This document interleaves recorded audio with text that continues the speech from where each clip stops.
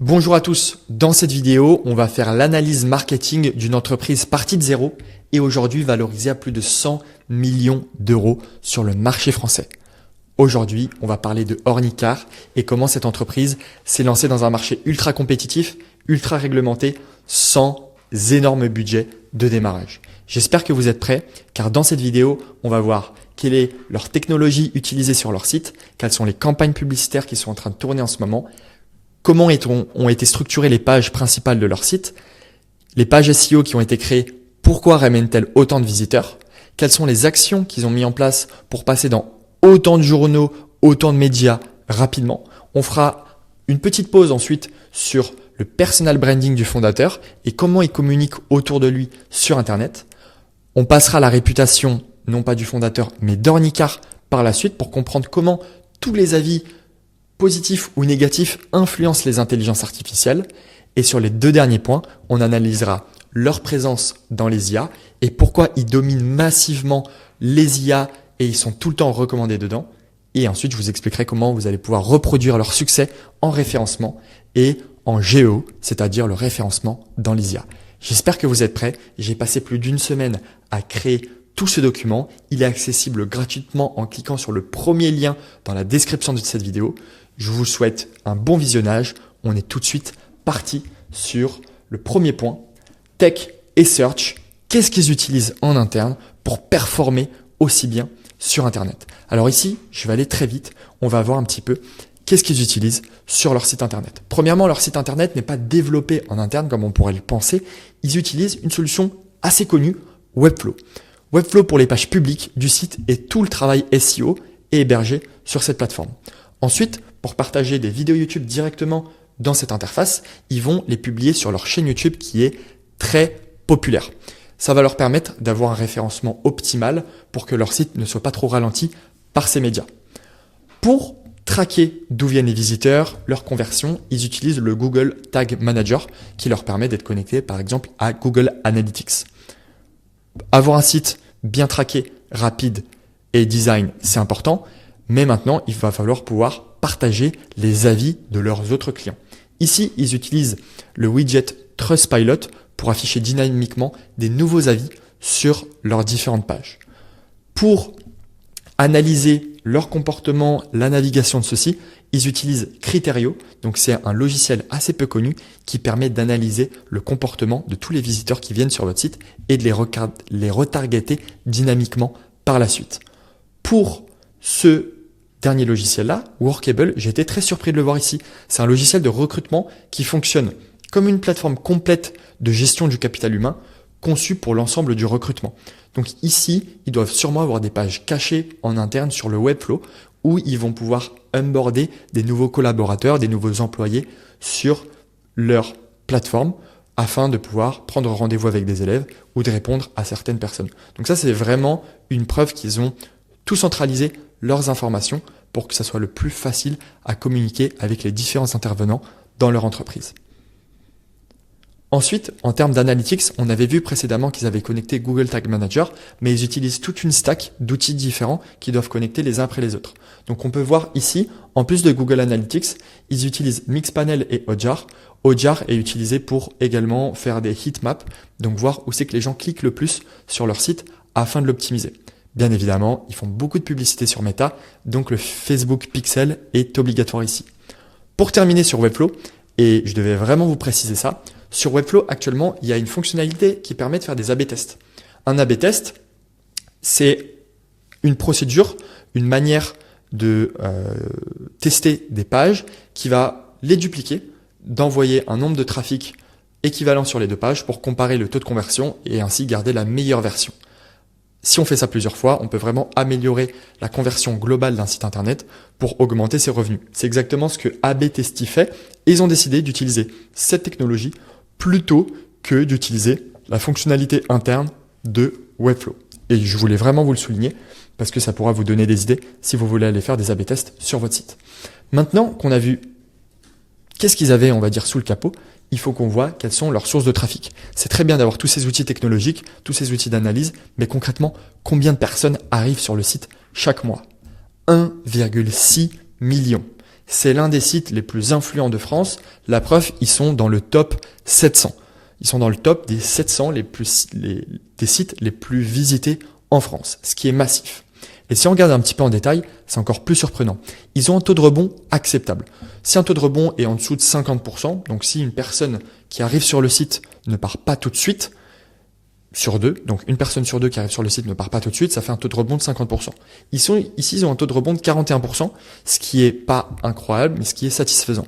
Ce qui est impressionnant, par contre, c'est leur nombre de pages visitées par utilisateur. Ici, on a presque 10 pages. Ça veut dire qu'en moyenne, une personne qui arrive sur le site, elle va visiter 10 pages avant de quitter le site, ce qui est énorme. Alors ça doit être grandement influencé par tous leurs élèves qui viennent réviser le code et le passage du permis, évidemment, mais ça booste énormément leur SEO que des personnes viennent régulièrement sur leur site et passent justement des nombreuses heures sur ce domaine-là, ornicar.com. Ensuite, c'est bien de connaître quel est le pourcentage de personnes qui viennent. La durée de la visite est forcément immense quand on passe 10 pages par visite, mais ce qui est vraiment important de voir, c'est la stabilité de leur trafic. Leur trafic ne fait pas des yo-yo, il ne fait pas des montagnes russes, il est vraiment stable. Ils font tout le temps entre 350 000 et 400 000 visiteurs par mois, tous les mois. Si vous voyez une grande chute à la fin, c'est uniquement parce que le mois n'était pas terminé quand j'ai fait les captures d'écran. Ensuite, passons à la provenance des personnes qui viennent sur le site. Leur cible, c'est important de le rappeler, c'est uniquement les personnes qui veulent passer leur code, le permis ou trouver une assurance automobile en France. Ils sont vraiment en France, c'est leur cible. Et donc, ils ont un tel trafic que c'est vraiment surprenant que 95% de ce trafic-là viennent du marché français. Toutes les personnes qui ont déjà géré des gros sites internet, qui regardent cette vidéo, savent à quel point plus on se développe, plus on a des gens qui viennent du monde entier sur notre site. Et des fois, ça peut fausser en fait notre taux de conversion parce que c'est pas du tout des personnes qu'on veut accueillir sur celui-ci. Ici, ils ont très peu de visiteurs qui parlent français, qui viennent par exemple des pays africains où le pouvoir d'achat est beaucoup plus bas et ici ça serait pas du tout leur audience. Donc franchement, ils ont fait un très bon travail là-dessus. Et pourquoi ils ont autant de visiteurs qui viennent du marché français? Parce qu'ils ont un site internet où ils ont créé des mots-clés uniquement pour leurs clients. Et donc les personnes qui les tapent sur internet sont vraiment ceux qui sont intéressés par ces mots-clés et qui sont qualifiés pour leur service. Donc ils sont sur le marché français. Ici, on voit qu'ils ont beaucoup de visiteurs et qui viennent du marché français, mais si on veut encore plus détailler ça, on peut regarder d'où viennent ces visiteurs. Et ici, on peut voir qu'il y a plus de 40% qui viennent du direct. Ça signifie que les personnes tapent directement Ornicar dans la barre de recherche, qui sont déjà accédées au site une fois. Donc là, on pourrait vraiment penser que c'est toutes les personnes déjà clientes, donc toutes les personnes qui veulent réviser leur code ou leur permis. Et ensuite, ici, on a 47% d'organique trafic. Ça vient vraiment du référencement des pages qu'ils ont créées et de toute leur architecture de leur blog qui est massive. On le verra à la fin de cette vidéo. Ensuite, ils ont 10% des visiteurs qui sont depuis les plateformes payantes. Ils ont un petit peu d'affiliés, très peu de marketing. Et donc, dans les plateformes payantes, on verra qu'il y aura plein de plateformes publicitaires, YouTube Ads, Google Ads, Facebook Ads. Pour terminer sur les deux derniers piliers du search, on va regarder un petit peu qui leur envoie le plus de visiteurs. Et c'est vraiment intéressant de passer quelques minutes là-dessus. On peut voir que le site qui leur rapporte le plus de visiteurs, qui est le plus performant, c'est ChatGPT juste après Welcome to the Jungle. Donc ChatGPT est le deuxième site qui leur rapporte le plus de visiteurs et qui est le plus puissant parmi tous les sites qui leur fait des backlinks et qui leur envoie des visiteurs. Donc on peut voir que ChatGPT est aujourd'hui très important pour eux pour trouver des nouveaux clients. Donc c'est le deuxième site le plus puissant qui leur envoie des visiteurs de façon régulière. Et on verra ça dans l'analyse GEO. Finalement, on termine là-dessus. En termes de leurs réseaux sociaux, on a vu que c'était minoritaire sur leur source de trafic, mais on peut voir que ils ont 49% de leurs visiteurs qui viennent de LinkedIn, 42% de leurs visiteurs qui viennent de YouTube et très peu qui viennent des autres plateformes. Par exemple, Instagram ici n'est même pas représenté tellement c'est faible. Ok, donc là déjà, on sait quelle est la stack de leur outil et quelles sont les sources de trafic qu'ils ont actuellement. Maintenant, on va tout de suite passer aux campagnes publicitaires. Moi, je suis pas du tout spécialisé en pub, mais c'est tout le temps super intéressant de voir ce qu'ils ont mis en place en termes de contenu sur la télé. Ici, ils ont fait 4 campagnes publicitaires que j'ai pu trouver sur Internet et toutes les publicités qu'ils ont partagées sur les différents plateforme d'acquisition. Donc là, on va avoir la première campagne TV qui date de 2018. Ici, ils ont mis en avant l'ennui qu'il y avait dans les salles de révision. Et derrière, ils contrastent directement avec leur plateforme en ligne et ils mettent en avant un ordinateur dans leur publicité. Et à la fin, ils partagent leur ancien logo et leur ancienne charte graphique. Ils ont 3 arguments dans cette première vidéo partagée à la télé. Le premier, c'est le prix. Le deuxième, c'est la simplicité en ligne. Et le troisième, c'est leur taux de succès de plus de 90%. Ça, c'est leur fer de lance sur la première campagne. Et on va voir que près de 3 ans après, ils ont changé directement leurs arguments. Déjà, on peut voir qu'il y a un vrai contraste en termes de visuel sur les premiers, leur premier spot et le second. Avant, on partageait vachement l'ennui que c'était dans les auto-écoles traditionnelles. Ici, on va partager justement le plaisir que c'est. Au lieu d'être négatifs, ils vont être positifs sur leur solution plutôt que se comparer à des choses négatives. Donc là, on peut voir des personnes souriantes, des personnes qui tissent une relation avec le moniteur et qui sont heureux d'avancer. On voit aussi un vrai changement. On ne parle plus de s'entraîner sur un PC, on parle de s'entraîner directement sur son téléphone parce qu'ils ont une plateforme en ligne qui leur permet de partager à leurs clients et à leurs élèves de réviser directement sur leur téléphone. Et toujours à la fin, le logo avec leurs 3 services. Ici, leurs 3 arguments sont différents. Premièrement, on parle d'accompagnement en premier. Ensuite, ils vont parler du prix, c'est vraiment leur argument phare, ils parlent tout le temps du prix pour se différencier. Et dernièrement, ils parlent du succès. Si vous voulez aller voir ces campagnes publicitaires, vous avez juste à cliquer ici en accédant à cette présentation dans le premier lien en description sous la vidéo. Le troisième spot publicitaire, il est un petit peu étrange, honnêtement. C'était un spot un petit peu humoristique, ce que j'ai cru comprendre. Et ici, il y a un seul argument. Il est très court, il fait quelques secondes. Et c'est le prix. Ici, on est vraiment sur le prix, offre flash, 50 € remboursés sur Ornicar. Et il parle aussi du pourcentage qui sont 39% moins chers. En 2024, ça c'est la dernière campagne publicitaire à la télé que j'ai vu passer, qui partageait les mêmes éléments que celui de 2021. Donc je pense que c'est peut-être l'un qui a le mieux marché. On peut voir pareil, des choses positives, la modernité de leur voiture, un moniteur et une élève qui apprennent, également tout le temps le mobile pour continuer les cours à la maison, pour tout le temps se former à la maison. Et pareil, on a tout le temps l'argument numéro 1, enfin l'argument qui a été tout le temps utilisé, qui est le prix. Donc là, on peut voir que l'argument numéro 1, c'était l'application, ils en parlent dès le début. Ensuite, l'accompagnement est super important. La rapidité, ça c'est un tout dernier argument qu'ils ont partagé uniquement dans leur dernière campagne publicitaire en 2024. Et finalement, le prix. Donc on peut voir qu'il y a vraiment eu une évolution des arguments marketing qui partageaient dans leur campagne publicitaire. Et ces arguments-là, on retrouve exactement les mêmes dans la deuxième partie, qui est les publicités sur les plateformes, les régies publicitaires. Donc ici sur Meta Ads, actuellement, quand vous regardez cette vidéo, il y a plus de 620 publicités. C'est énorme. Il y a plus de 620 créatives qui sont en ce moment sur Facebook. Alors, il y a certaines qui sont en A/B test, il y en a certaines qui ont été arrêtées, mais c'est massif. On voit qu'ils ont vraiment une grosse structure derrière. Soit ils passent par une agence, ou alors ils sont directement dans leur équipe, nombreux à gérer leur publicité. Ici, on peut voir qu'il y a énormément de publicités différentes. On va avoir tout le temps des publicités sur des événements du calendrier, par exemple Pâques, par exemple la fin de l'année, le Black Friday, tous les événements, on va dire un petit peu nationaux. Ils vont essayer de capitaliser dessus pour tout le temps pousser des offres assez agressives sur le prix. Ensuite, ils vont partager pas mal de vidéos UGC, donc User Generated Content, donc des vidéos témoignages de personnes qui expliquent comment ça se passe. Ça se rapproche vraiment des shorts et des reels qu'on peut voir sur Instagram. Donc c'est des posts qui sont entre la publicité et entre le divertissement. C'est vraiment super intéressant. Et on va aussi avoir des spots publicitaires qui sont recyclés en ads pour vraiment garder tout le temps le même branding, le même design. Et on peut voir ici qu'ils ont commencé à utiliser de l'IA pour générer leur publicité. Ensuite, sur Google Ads, là, on est encore sur quelque chose de plus massif. Il y a plus de 2000 campagnes Google Ads qui ont été lancées. Donc, comme on peut le voir ici, il y a beaucoup de choses. Ils vont faire des campagnes géographiques qui ciblent justement tous les lieux géographiques qui leur intéressent en fonction des auto-écoles qu'ils ont à disposition. Ils vont aussi partager d'autres offres. Donc, location automobile, auto-école. Donc là, on peut voir, on est sur des sous-domaines, mais qui est quand même rattaché à l'entreprise Ornicar. On va également avoir une combinaison de campagnes axée sur la géographie et le bénéfice du prix. Donc, on va avoir par exemple ici, Point-le-Puy-en-Velay.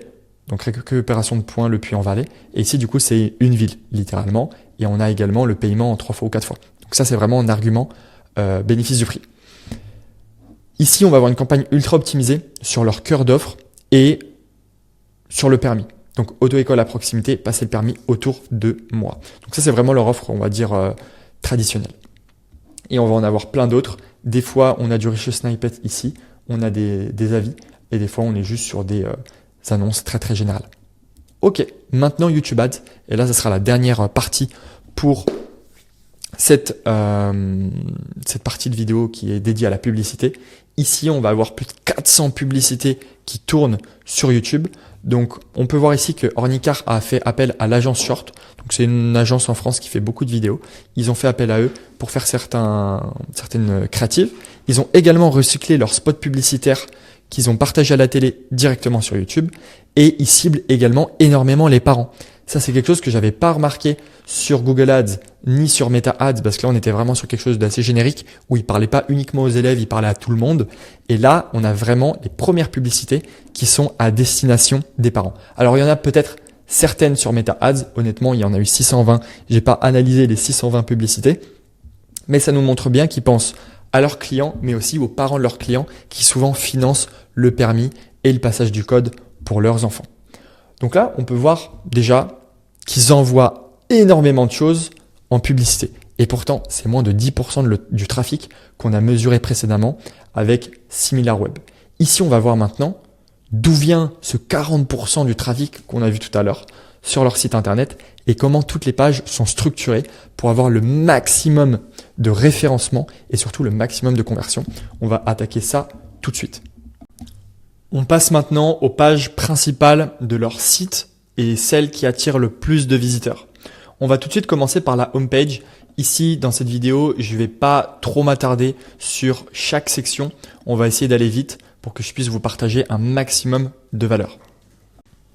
La première chose à comprendre, c'est que la majorité de leurs pages utilisent les mêmes sections. Ils les ont vraiment bien travaillées pour qu'elles soient les plus clairs possibles. Il n'y a pas des animations dans tous les sens sur leur site. C'est vraiment simple, clair et efficace. On peut voir ici dans leur Hero Section sur la home page qu'on a beaucoup d'éléments de conversion. On a leur avis, Trustpilot. On a le mot-clé auto-école qui est dans leur H1, donc dans leur titre principal. Et on va avoir toutes les offres. Donc ça, c'est la première section. C'est la section Hero qu'on appelle. C'est celle qui est au-dessus de la ligne de flottaison. Donc quand on arrive sur un ordinateur, on voit déjà tous ces éléments. Ensuite, ils décrivent leur mission plus les avantages de leur offre. Ils mettent tout le temps les logos des médias presse.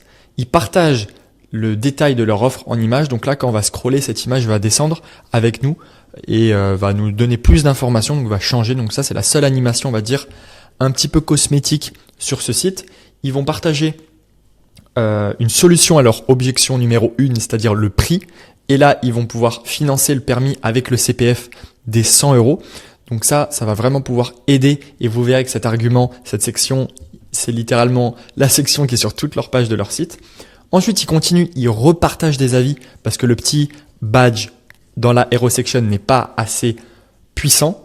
Ils vont reparler également d'une autre solution à l'objection numéro 1. Donc si vous êtes parent, là, ils vont leur permettre de les contacter pour justement avoir plus d'informations. Justement, en parlant de contact, ici, il y a une vidéo, un GIF qui est vraiment bien et qui va du coup encourager les gens à les contacter. Une FAQ pour améliorer la conversion, mais aussi le référencement. Les FAQ, c'est super puissant pour améliorer le référencement. Et finalement, on envoie vers les articles de blog. Maintenant, j'aimerais m'attarder un petit peu sur le footer. Et ce footer est vraiment exemplaire. Ils ont les liens vers les réseaux sociaux et ils ont surtout plein de liens vers leurs articles de blog les plus importants, ceux qui sont les plus compétitifs. Et donc, le fait de mettre en place le lien des articles de blog dans le footer, ça va leur envoyer de la force SEO et ça va leur permettre d'être mieux référencés sur Google. parce qu'on va prendre, on va dire, la force du référencement de la homepage et on va le transférer sur les autres pages.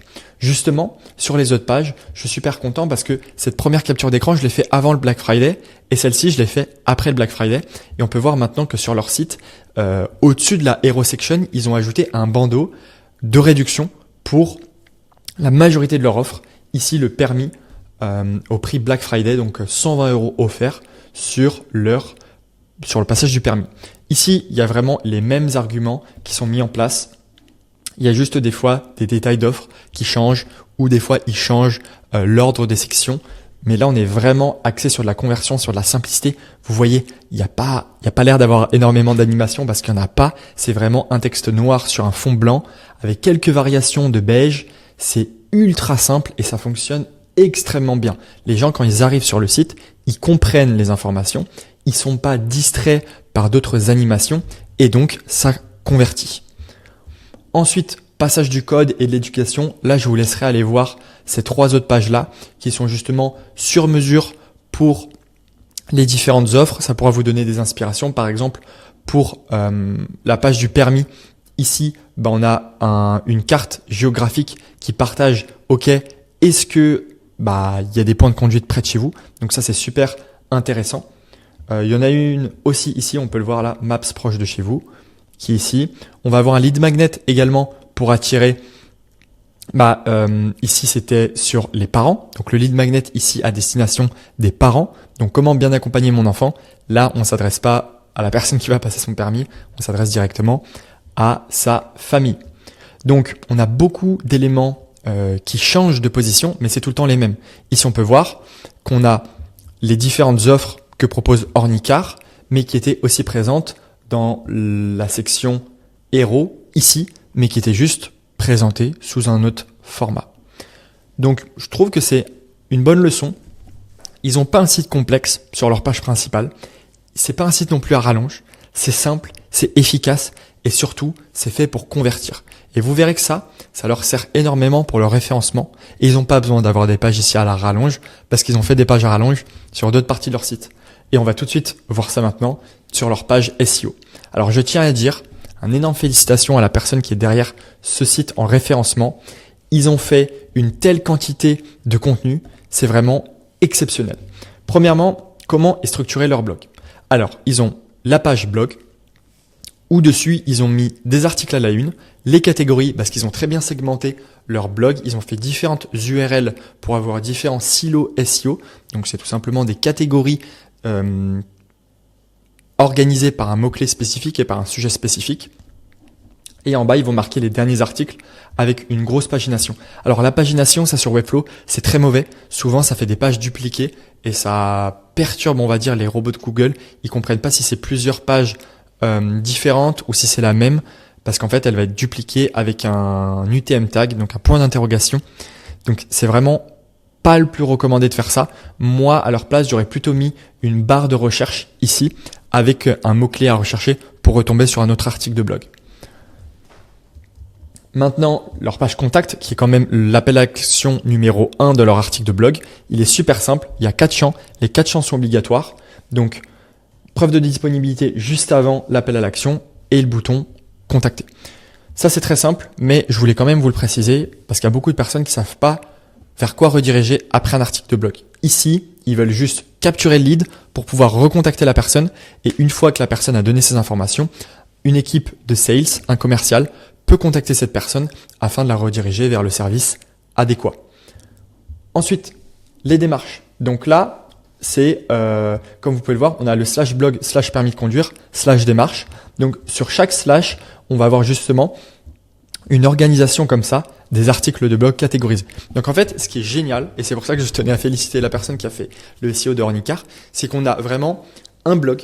Ensuite, on a des petites catégories et ensuite, on a plein de sous-catégories, des sous-sous-sous-catégories. Ça permet d'avoir un référencement ultra optimisé. Les pages se cannibalisent pas et même à maintenir sur le long terme, c'est beaucoup plus simple parce que quand on a une idée de sujet, on sait dans quel silo la placer. Donc là, on peut le voir, c'est toujours super responsif pour le SEO.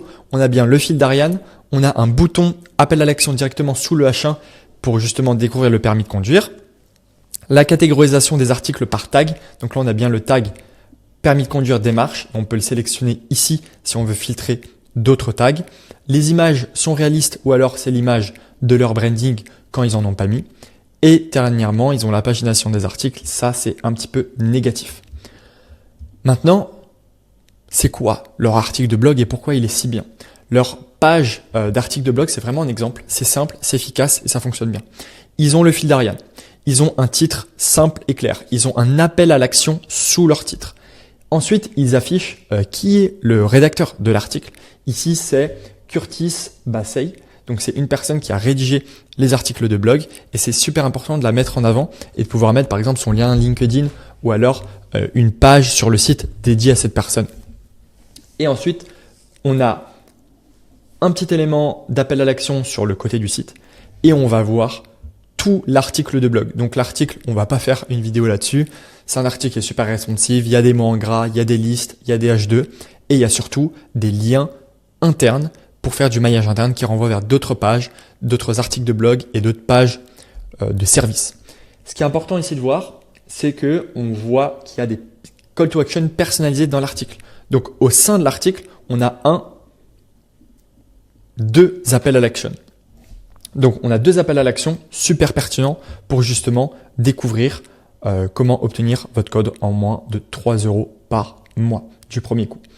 Donc en bas, on met les autres articles de blog. Et pour moi, ça c'est super bien parce qu'on a un appel à l'action super clair en début et à la fin. En tout, on a 3 appels à l'action et même un 4e ici dans la sidebar. Donc là, la personne arrive sur cet article, trouve les informations. On a beaucoup de contenu ici qui est dynamique justement. On a beaucoup d'images, on a beaucoup de supports visuels qui apportent vraiment énormément de valeur aux articles de blog. Finalement, ils ont également un lead magnet qui leur apporte beaucoup de visiteurs en SEO et qui leur permet de convertir beaucoup de visiteurs. Donc là, on est extrêmement optimisé pour les mobiles. Quand on voit en général tout est centré, c'est qu'on a vraiment bien pensé au mobile. J'ai testé sur mobile, c'est super bien optimisé.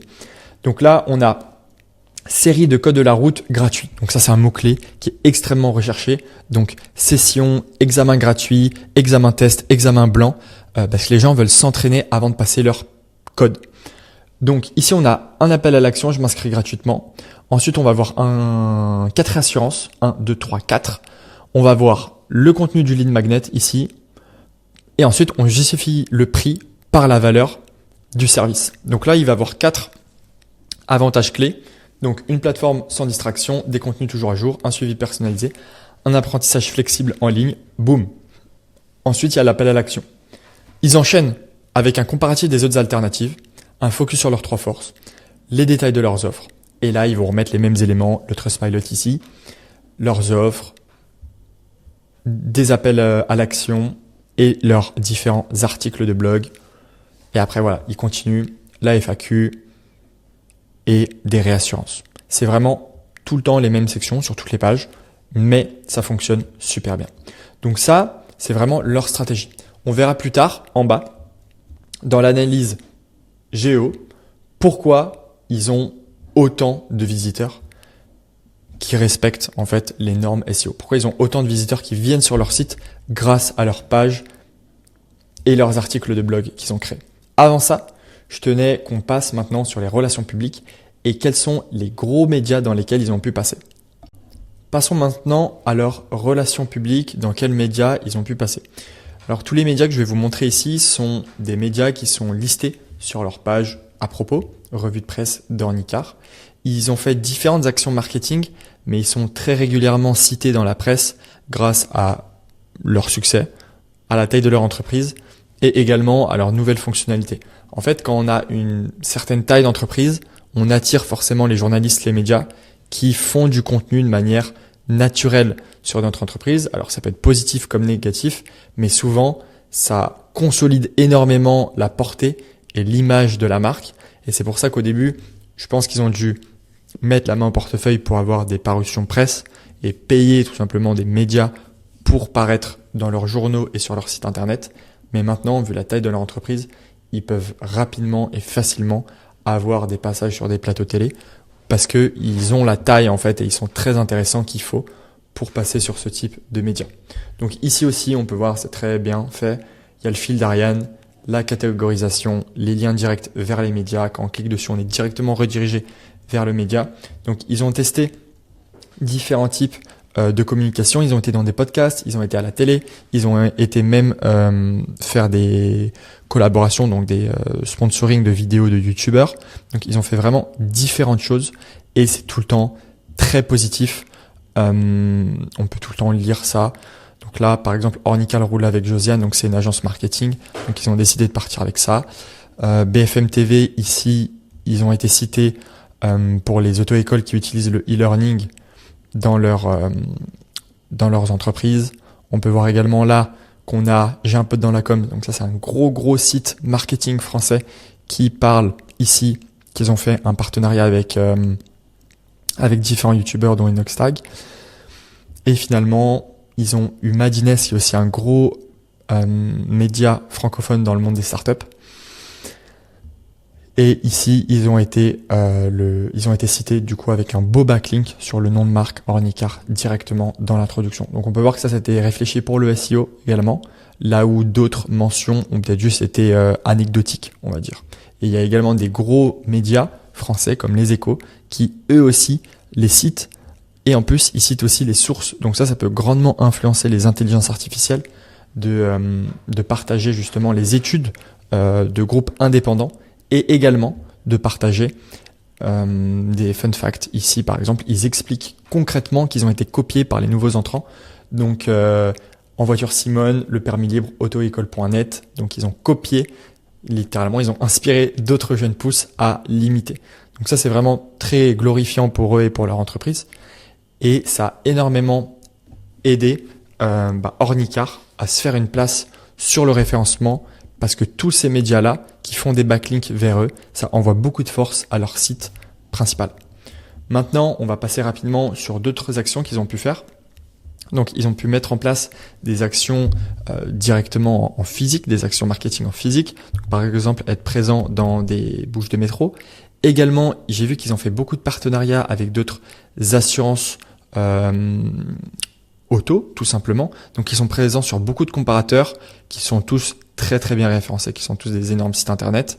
Ils ont fait pas mal également de communication quand ils ont passé à plus de 100 millions d'euros de valorisation.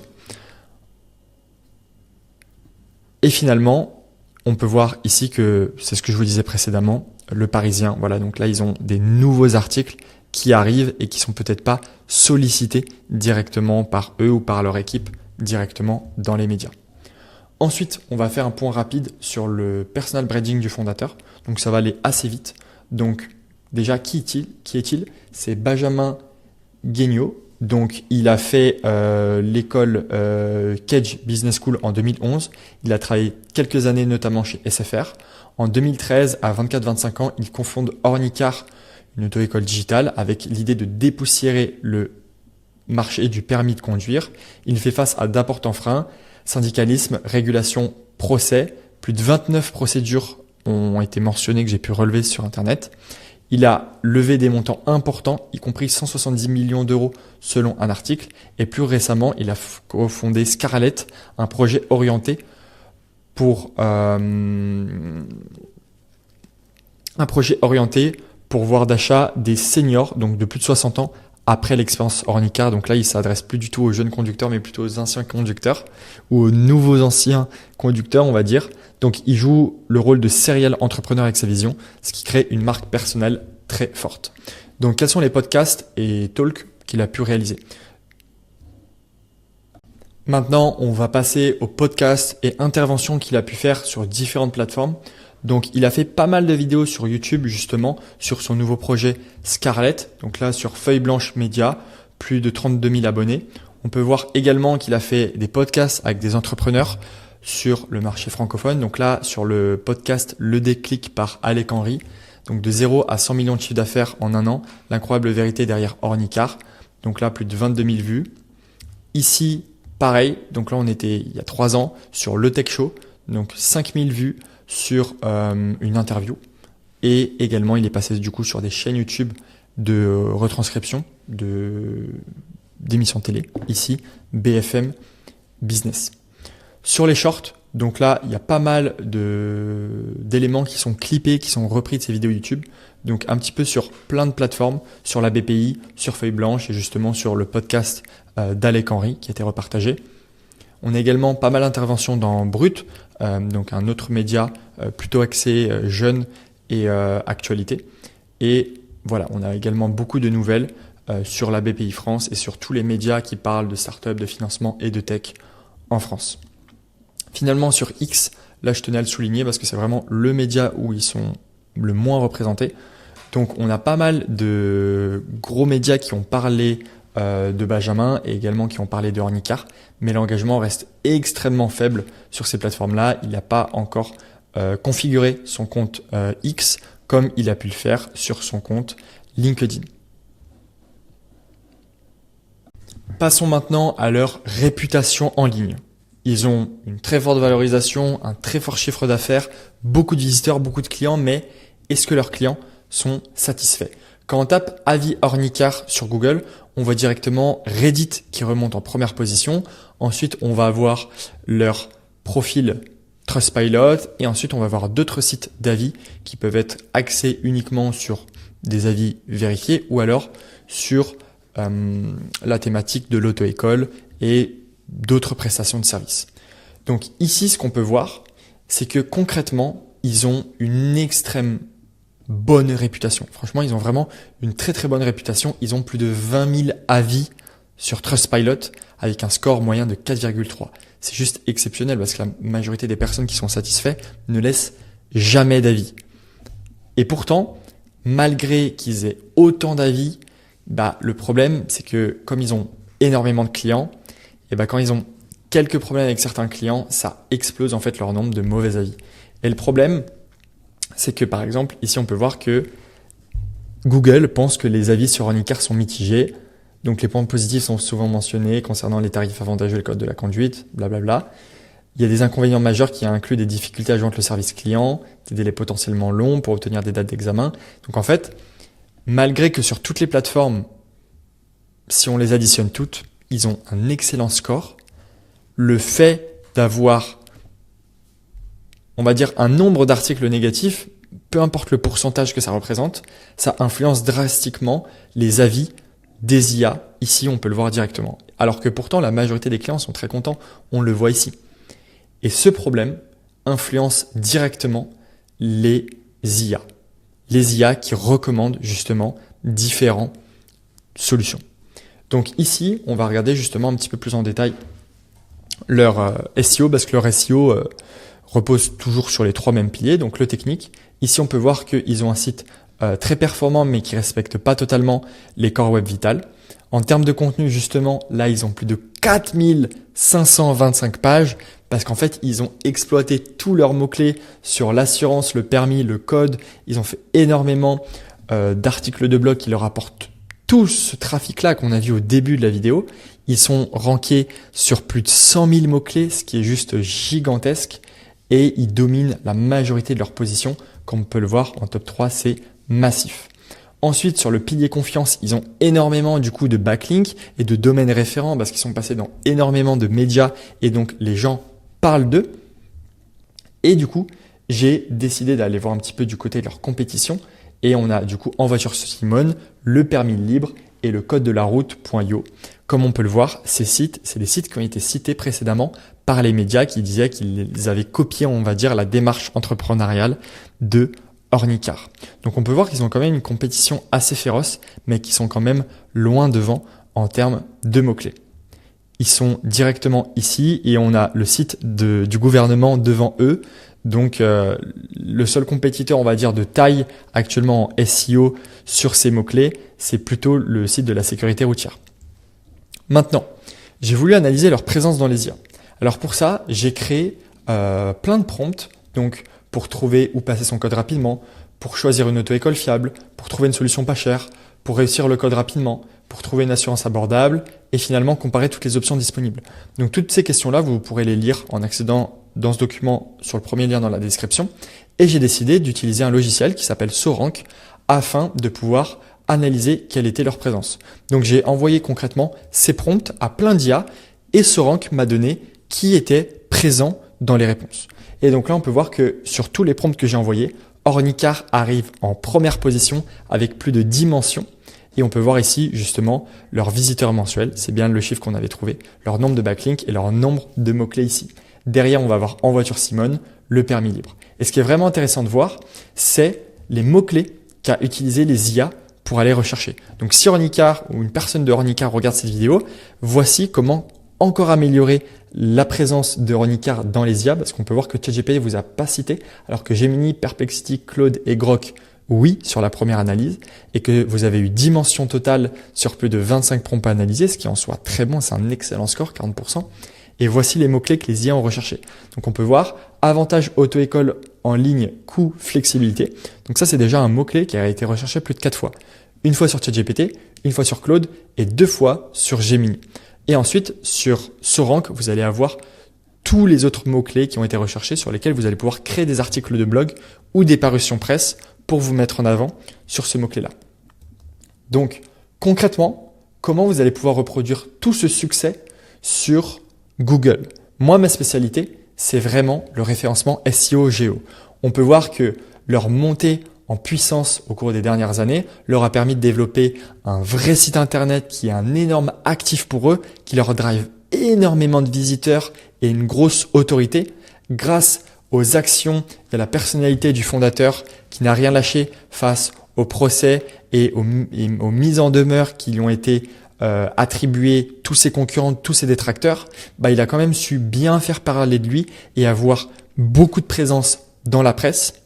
Et au final, il a réussi à développer sa présence sur Google en exploitant tous ces mots-clés. Mais aujourd'hui, si vous voulez reproduire ça, comment vous allez pouvoir le faire? Donc rapidement, je tiens vraiment à souligner que aujourd'hui, Ornicar en est là où on est, certes grâce à toutes ses actions marketing, mais son SEO, il est surpuissant parce que les personnes derrière cette entreprise ont respecté ces 9 slides. Premièrement, ils ont compris comment une IA fonctionnait et construisait une réponse. Ils ont exploité les bons mots-clés afin d'être présents sur les bons résultats que l'IA va rechercher. Ils ont compris que le GEO, donc pour être premier sur Google, c'était du SEO plus des relations publiques, c'est-à-dire plus des articles dans la presse, divisé par la compétition. Donc il faut bien que le SEO soit fait et qu'ils aient des bons avis, de la bonne visibilité sur leurs réseaux sociaux et des bons articles de presse. Donc de la même manière, on peut voir que le GEO, c'est uniquement une base du SEO. Le contenu sur les réseaux sociaux et la gestion d'avis est aussi capital. Eux, ils répondent à tous leurs avis sur Trustpilot et pour avoir plus de 20 000 avis et tous y répondre, c'est vraiment extrêmement bien joué de leur part. On peut voir qu'ils ont également une vraie présence sur les réseaux sociaux, sur YouTube, LinkedIn et les autres. Ils créent du contenu régulièrement.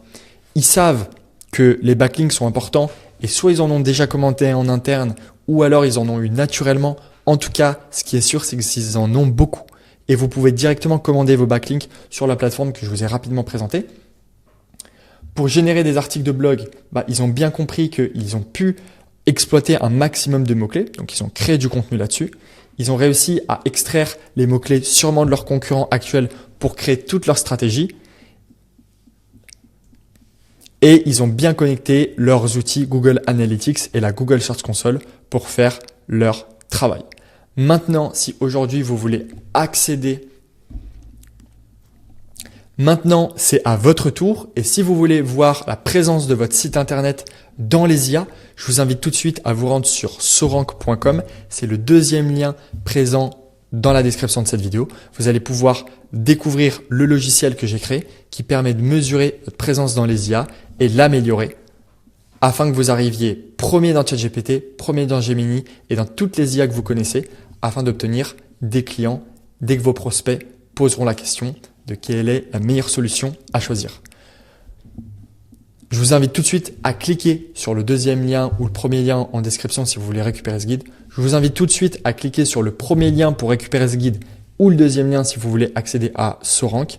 Et je vous dis à très vite de l'autre côté.